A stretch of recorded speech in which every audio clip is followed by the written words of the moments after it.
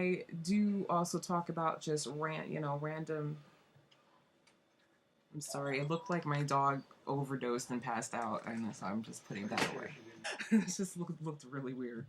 There were two games, mobile games, that actually helped pass the time. So first, I got an email from EA talking about Sims Mobile, and I used to be a big Sims player ever since high school when like the very first one came out. Was that high school? Yeah.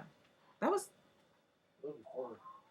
before? Yeah, it was high school. Like, so I got really excited about The Sims Mobile. I had a lot of fun. Of course, it's a mobile game, so it's not going to have all the elements of the regular Sims games. In fact, my boyfriend, he installed it and uninstalled it because he's like, it's not my Sims.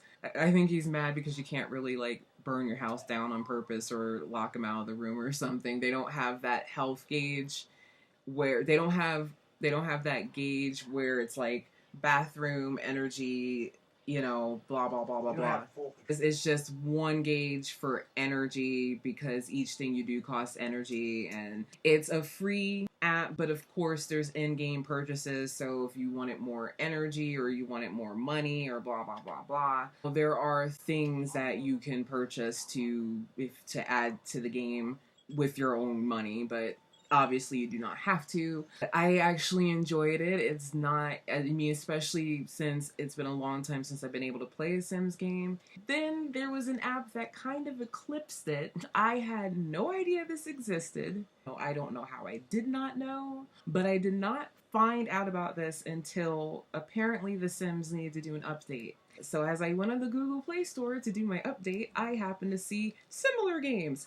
Animal Crossing. If you are not speaking of retro nostalgic Nintendo, outside of growing up, that's one of my favorite games. I love that game. I played the very first Animal Crossing that came out on GameCube. I played the one that came out on the DS, and I played the one that came out for the Wii, even though I didn't like that one as much because of the the Wii remote. You play a little human that moves into a town of animals, going back and forth, talking to all the animals, and moving into a house, and you're expanding your house, and it's just a cute, mindless game. And I think what drew me to it originally in the GameCube days was that the commercials. Nintendo does good commercials, but the main thing was they said that it keeps going whether you're playing or not, which is kind of true. If you go in the game at nighttime, it's going to be nighttime in the game. If you haven't gone in the game in days, there's going to be weeds all over the place.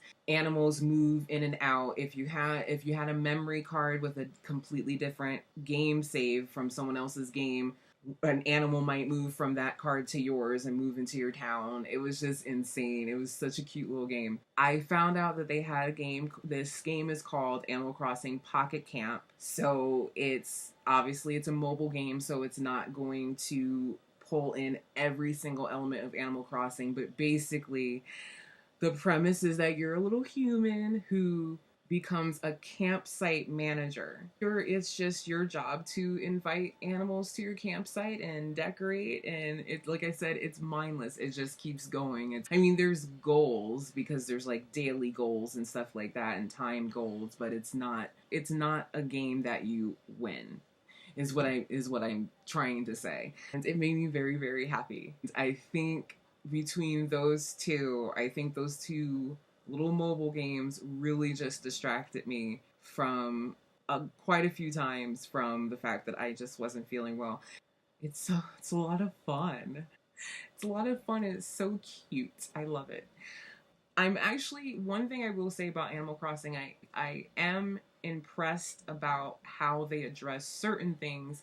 In the other games, you had tools such as a shovel, a bug catching net, fishing rod, and in the regular games, you would carry those things in your pocket, and then you would have to take them out and use whatever buttons that you would use to cast out or to swing the net, or even with a slingshot. And I like how instead of doing that, the places that you go, you know, there's designated places for fishing and for bug catching. So if you go to the a little camping area that has bugs, it automatically just gives your character a bug net. And instead of you having to do this thing where you're doing your own aiming, you're just tapping at the bug you want to catch, and the phone tells you when to tap, you know, to get your timing to catch the bug, which actually is a little less stressful, because in some of the other games, you had to kind of gauge your movement, because some bugs you had to move extremely slow and creep, and some bugs you literally were running full speed trying to catch, and in this one neither is happening. You just do that. The same thing with the fishing rod. There's a river area and then there's a shore area, and if you go into those two areas, you're automatically going to have your little fishing pole. So I was actually impressed, because I was wondering how they were going to address this, but it's actually very easy to use. And for a mobile game, I'm really impressed with this game. I think it's adorable. I was enjoying The Sims Mobile, and I'm still playing The Sims Mobile, but the Animal Crossing kind of like eclipsed this, like, because I just love Animal Crossing. And there was another game that I haven't mentioned. It's just that I don't want to take one video to talk about one thing that's not bookish, unless I have a whole lot to talk about. But the third mobile game that I've been playing, but I've been playing this for a little while now, is Super Mechs, which I only kind of started playing because my boyfriend mentioned it, and it wasn't like he was like, Joy, you need to play this game. He kind of like offhandedly mentioned me playing it, and I was like, sure, I'll play it, whatever. And like, I don't care. And you know, I kind of got into it. It's basically you're building a mech, and you're fighting things and doing these missions and getting parts and building them and fighting. And that's it. Once again, free game, possible in-game purchases.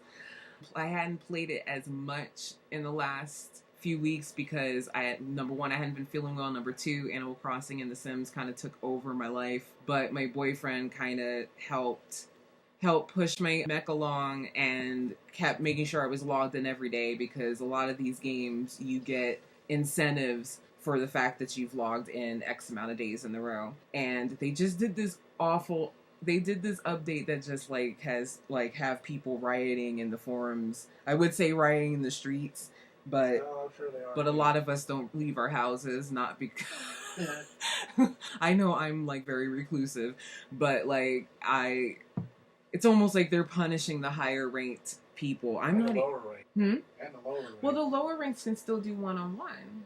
It's kind of annoying. But anyway, that's just the geeky stuff. Being sick, but I'm still kind of sick. I have no idea what's wrong, and no, it's not the flu.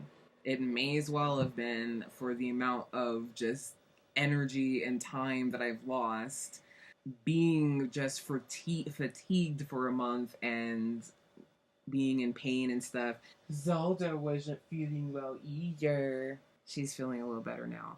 So I hope I have said something in this video that has been coherent. I will find out when I try to edit it.